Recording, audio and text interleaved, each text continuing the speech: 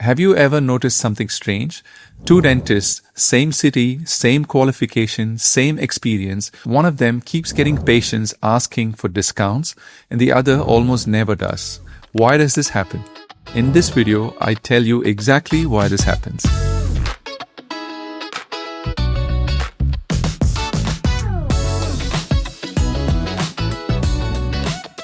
If you're new to the channel, my name's Siju Jacob. I've been a private practitioner for the past 25 years in Bangalore and Dubai.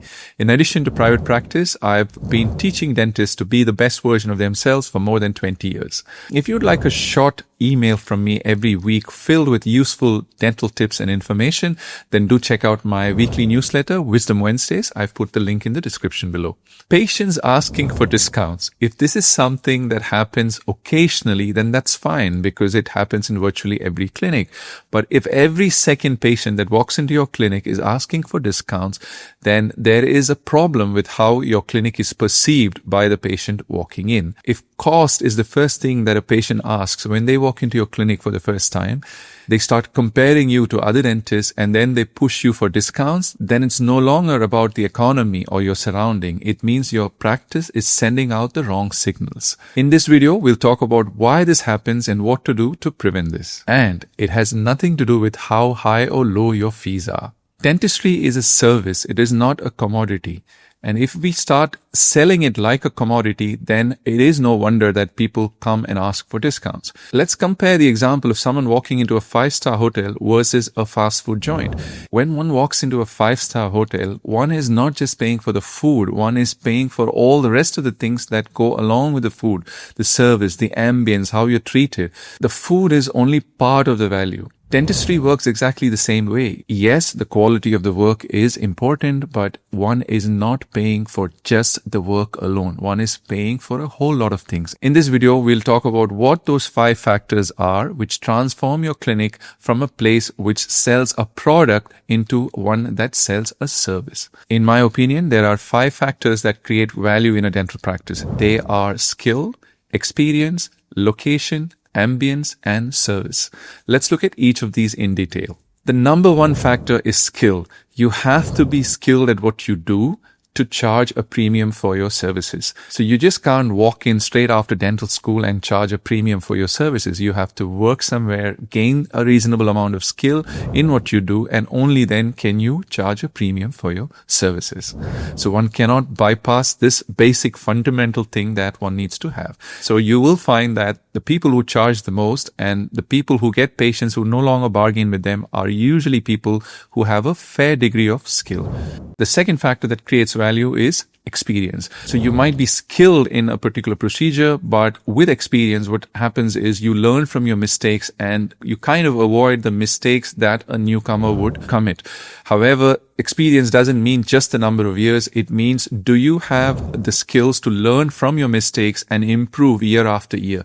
So there's a lot of difference between someone who just finished 10 years without learning anything new and someone who learned every year from their mistakes and then incorporates that into the subsequent year. So that's what we mean by experience. So it's skill along with experience which you can leverage as value into your practice.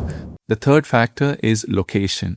Location does matter because virtually every city in the world, there are some locations which are perceived as premium locations and there are some locations which are perceived as non-premium locations. So if you want to charge a high fee for your services, then it pays to open in a location which is perceived as a premium location.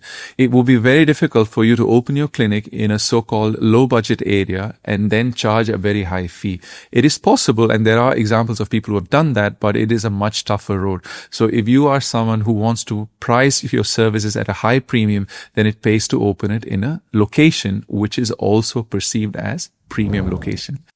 The fourth factor that creates value in a practice is the ambience. When we say ambience, it's not just luxury interiors. Yes, they do matter, but along with the interiors, what kind of ambience are you conveying? How is the temperature? What kind of sound do you hear in the background? How is the body language of each of the staff? Is it reassuring? Is it consistent? Is it something that creates confidence every single time in a nervous patient? So it is all these factors put together that creates a sense of value and thereby creates this feeling that what we are offering is a service, not just a commodity. And the fifth and the most important factor is the service put together. When we say service, it means the soft skills of the doctor, someone who's very skilled in a procedure.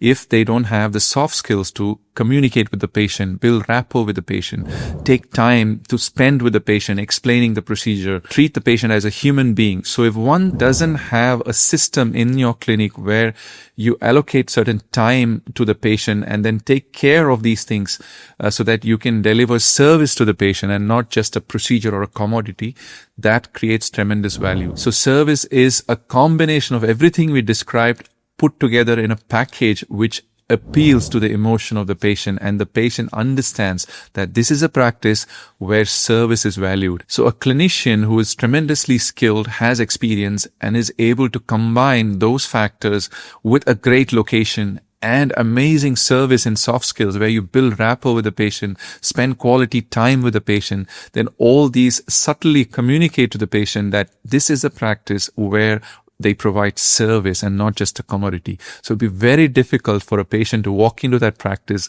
and then start bargaining with the doctor, because these soft signals are what conveys real value of the practice. So the next time you get a patient who walks in and the first thing they ask you is your price, they start comparing you to others and then ask you for discounts. Reflect and see what among these 5 factors have we lacked in, and what can we do to improve the perception or the signal that our practice is communicating to the patient, so they start seeing your practice as a service and not a commodity where they can bargain. I hope this video was useful for you. If you'd like more information like this sent in your inbox every week, then do check out my weekly newsletter called Wisdom Wednesdays. I put the link in the description below. If you're a dentist who wants to learn how to communicate with a new patient in your dental clinic, then you might want to check out the next video that's coming up, how to communicate with the patient. I'll see you next week with another video. Till then, take care. Thanks for watching.